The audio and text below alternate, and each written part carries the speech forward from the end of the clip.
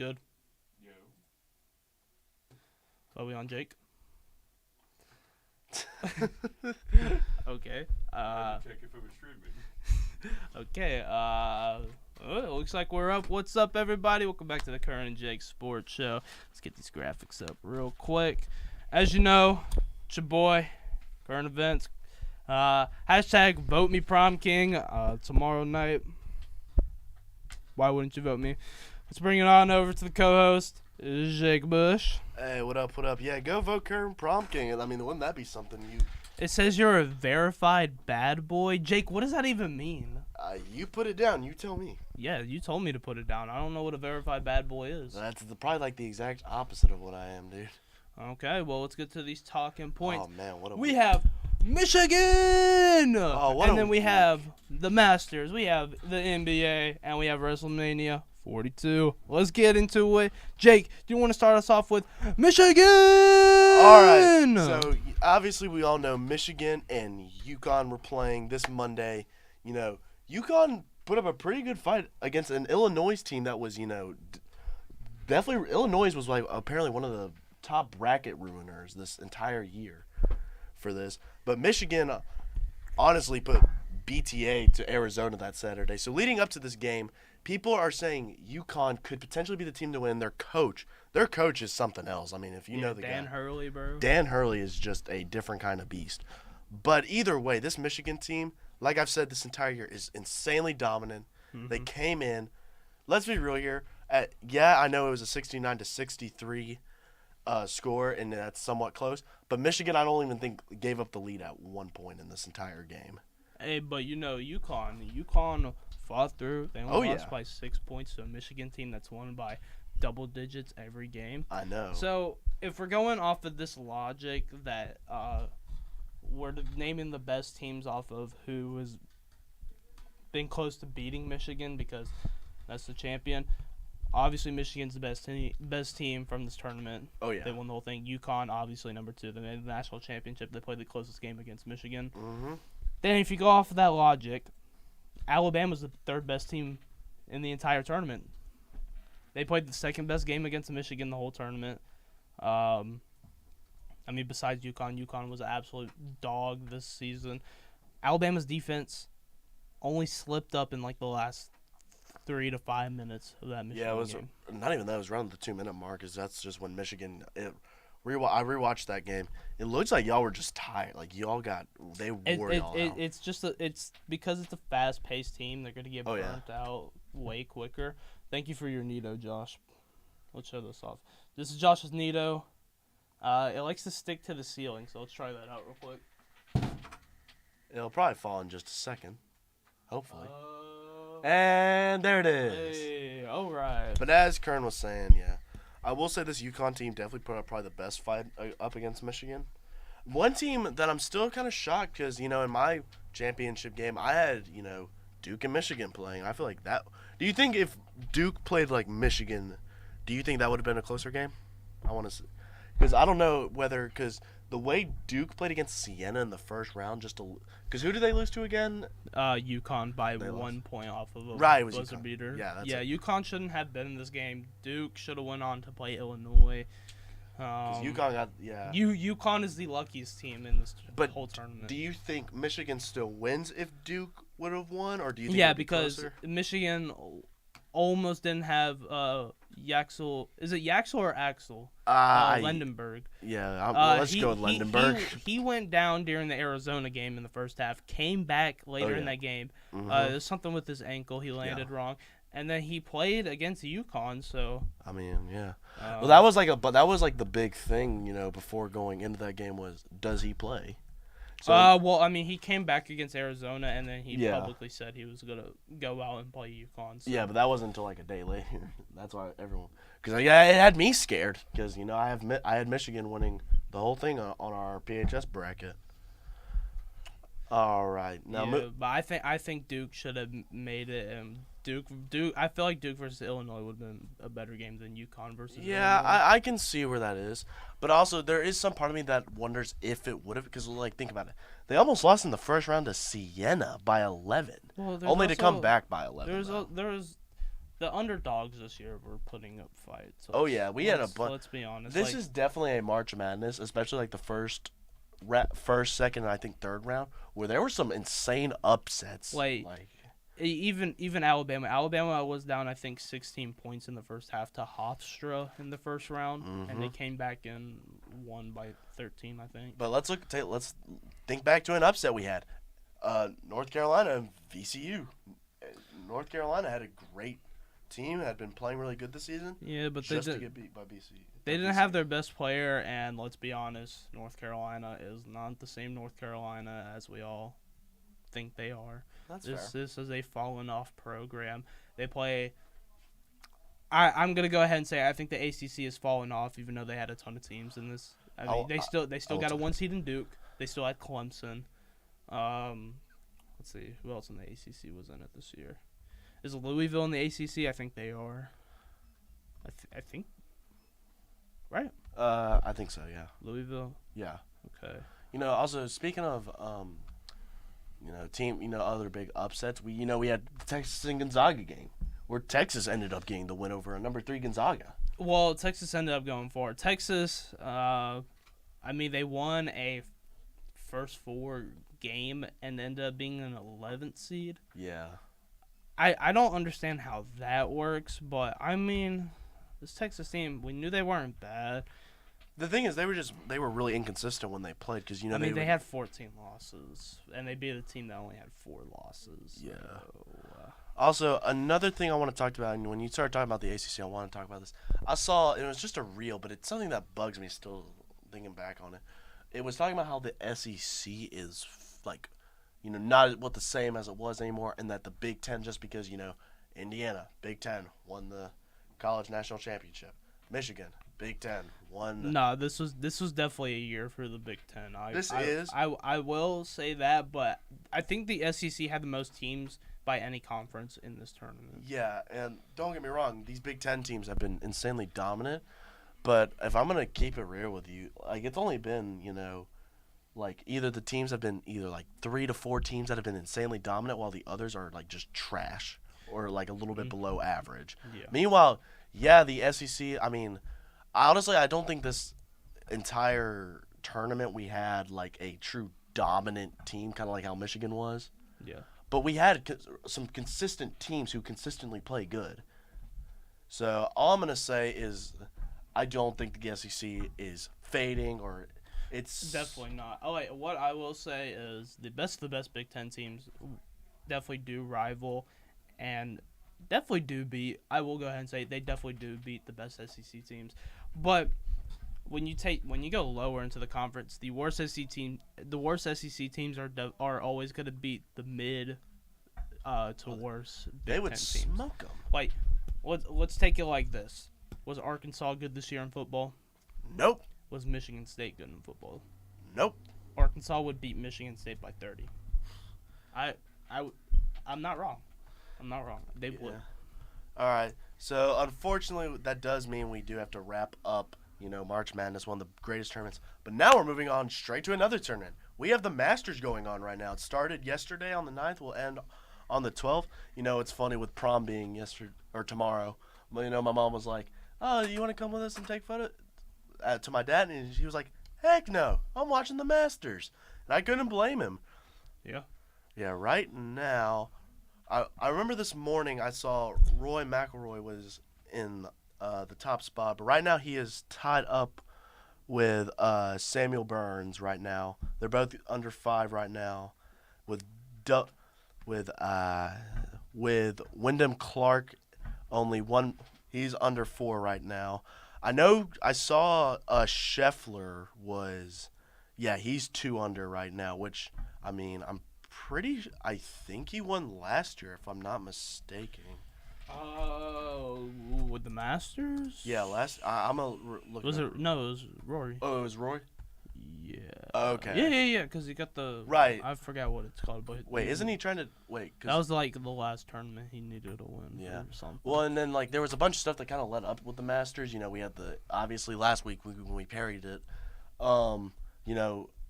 Tiger Woods, not competing, which now he's like taking an entire step away from golf for a while. Yeah, I said that last week. Yeah, which I think that's probably the right move to do. Kind of get yourself. I mean, because he can always come back. Golf is an old people's game. Well, no, what's crazy is like his son is insanely good. Yeah, I'm pretty sure he's committing to Florida State. Yeah, he committed somewhere last week. Yeah, it was I think Florida State, if I'm not mistaken. Yeah, probably. But I mean, the Masters is a fun time. Obviously, do you know the iconic food for the Masters, like pimento cheese sandwiches and stuff? Yeah, I know that. Yeah. Do you like pimento cheese sandwiches? I don't like pimento cheese. I don't mind pimento cheese. I loved it when Chick-fil-A did their pimento cheese chicken sandwich. That thing was good. Nah, you always just gotta get a classic chicken sandwich from there.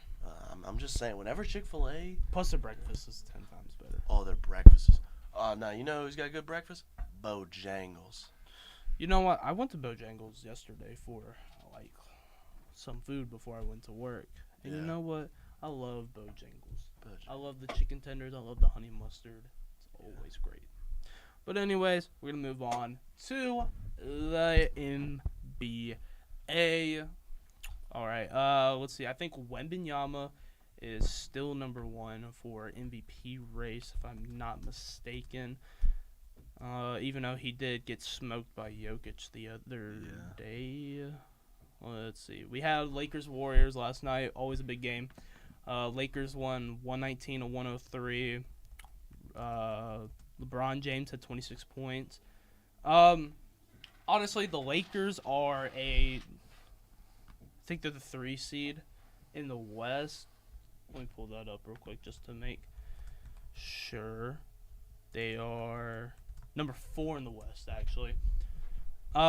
They're locked in the playoffs already.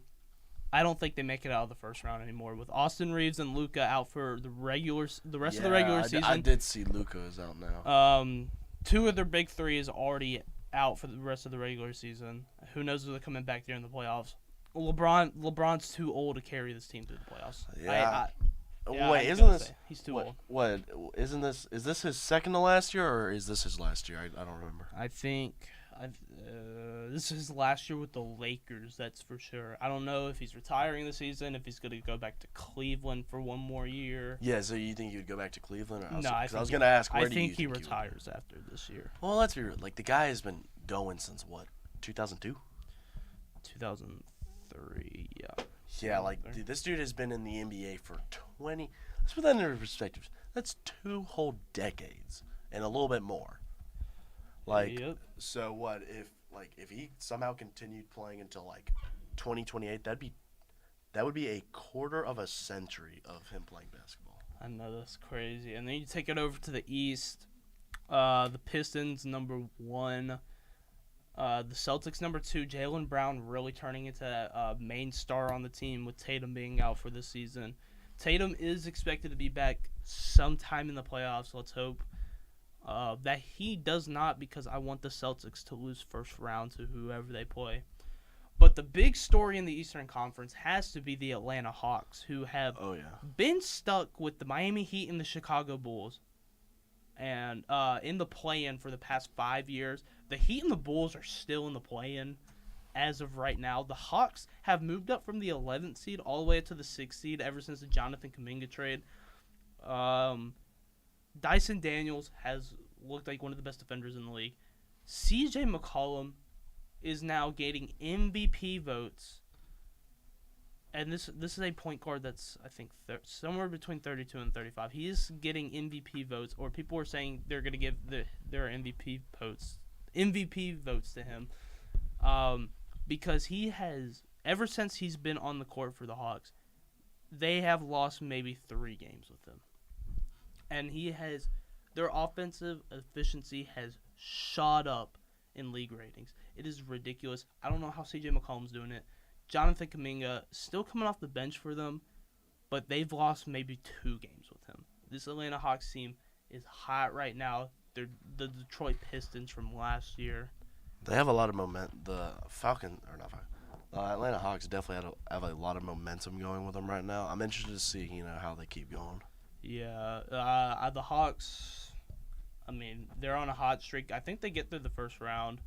they might be playing the Cavs or the Knicks at this moment. I feel like they could, if they played the Knicks, I feel like they could beat them in a 7-game series. But I don't think they make it past the second round just this year. But we'll see how they go next year. And if we take it back over to the Western Conference, I think the big story is Steph Curry returning the other night against Houston, dropping 29. Your glorious king, Steph Curry, finally getting off the bench. Ever since he's came back, I think we're 1-2 with him so far. He dropped 29 points in a 1-point loss to Houston. Then we beat the Kings off of Seth Curry free throws. And then we lost to the Lakers by 15, I think. But, Jake, you know what the NBA reminds me of? What, Curran? How long? At that time we went and played basketball. Oh, that was a fun time.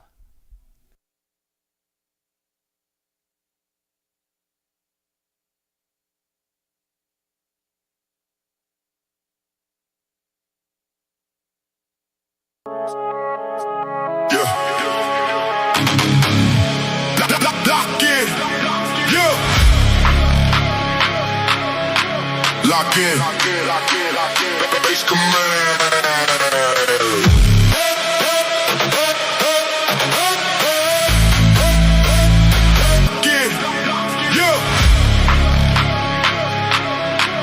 Lock in, base command.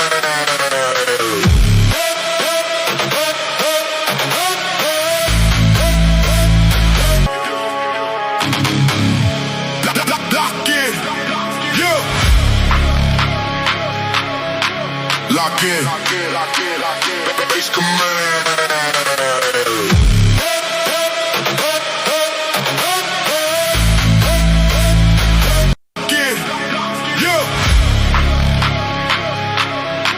Lock in, base command.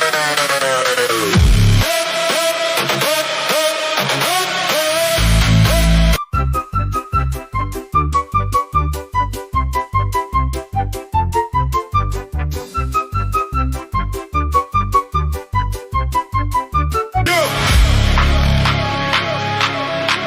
Lock in, base command.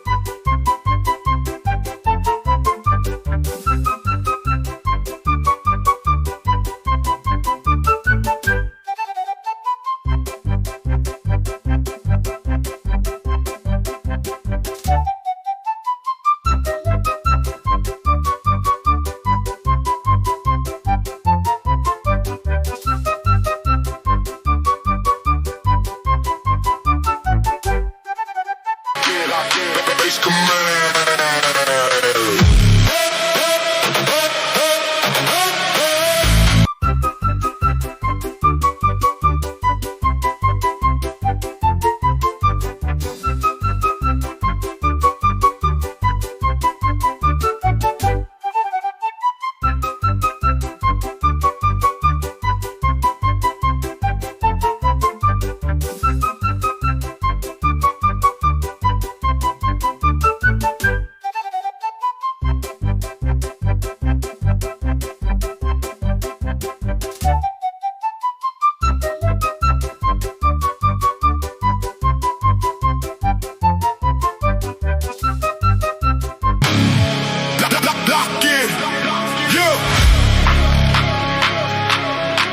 Lock in, base command.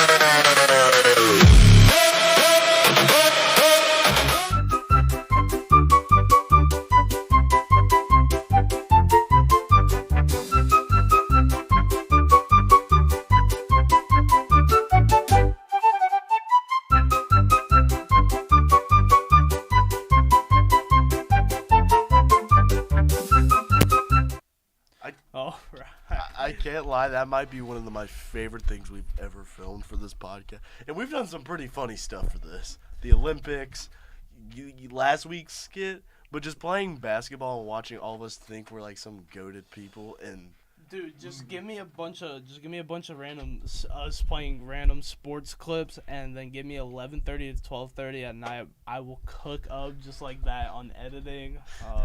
I will say cook up because I made it was funny. Let's be honest. But we got our last topic, WrestleMania 42. I can't wait for this.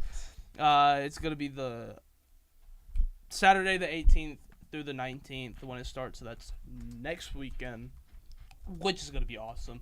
Now, it's in Vegas for the second year in a row. Don't really know why. Well, we know why. They're going to make a ton of money off of it. Money. Night one is more of a, like, out west, like a deserted Badlands kind of feel. And then night two is a very futuristic feel. So, let me try to pull up the card. Can't. I know CM Punk versus Roman Reigns is going to be. CM Punk versus Roman Reigns is the main event for night two, which is that's going to be the best match. Oh, of the entire weekend. Let's see for night one. Let's see. I found one clip. Oh, this is pretty big. Okay, so night one we have a 3v3 tag team match. We have LA Knight and the Usos versus the Vision with Austin Theory and Logan Paul. But guess what? If you're going to have Logan Paul on their team and you have Austin Theory as well, you need a third member. Who's that third member going to be? Well, if you've been watching, I think, Raw for the past 2 weeks, you would know that third person is Show Speed. Wait, he's actually going to do this? Show Speed is going to be in WrestleMania for the second year in a row. And you know what? The story he's been doing so far with the Vision, I'm loving it. I think this match is going to be pretty awesome. The Usos don't really have a good reputation at WrestleMania, but with LA Knight on their team, should be fine. Let's see. Do we have the main event for night one? Cody Rhodes versus Randy Orton for the WWE Championship. And you want to talk about longevity? Everybody talks about LeBron James.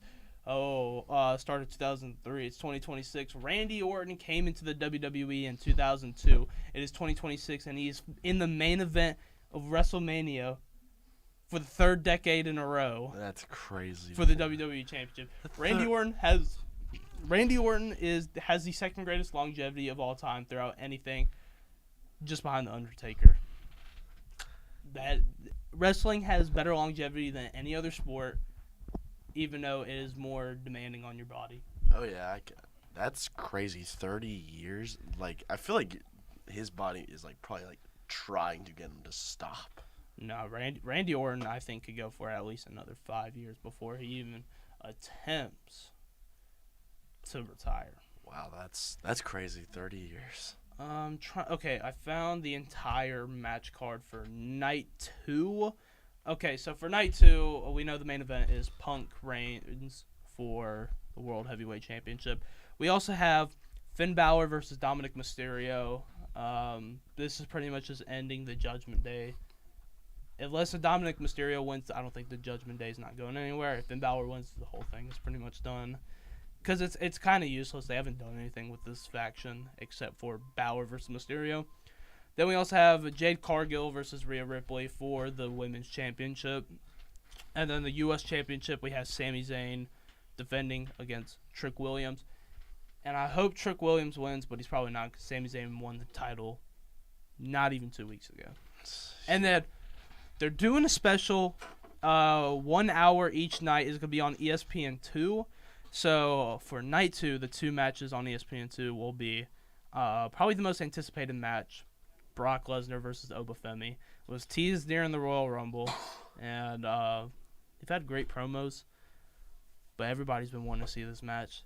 So if they don't put on a 5-star match already, that's going to be ridiculous. And then we have, I think this is a ladder match for the Intercontinental Championship. I think we have, it's pretty blurry on here, but we have Dragon Lee, Rey Mysterio. Rey Mysterio is also great longevity.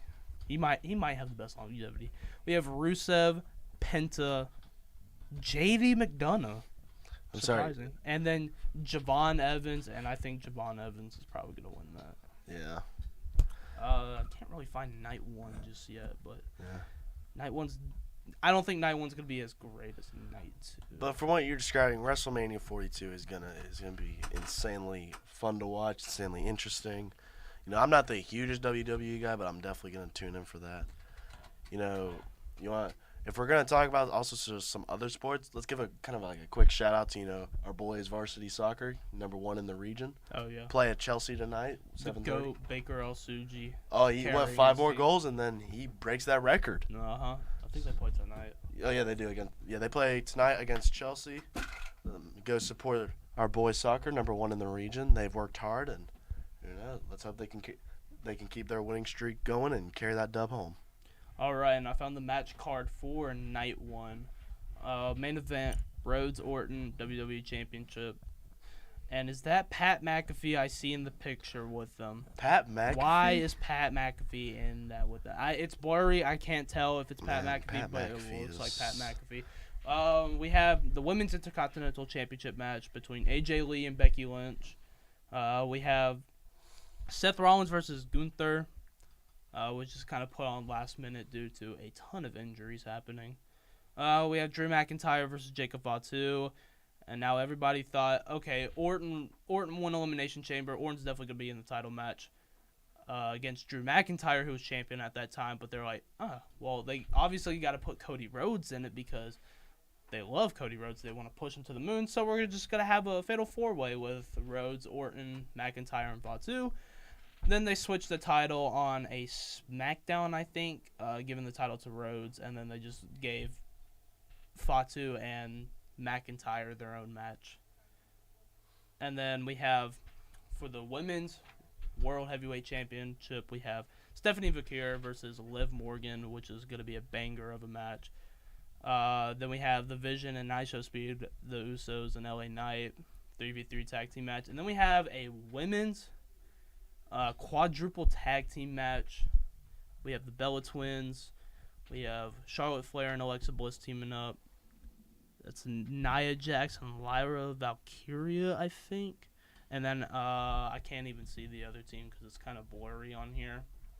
I'll probably know by next week after it, or right before it happens. We'll get back to this topic.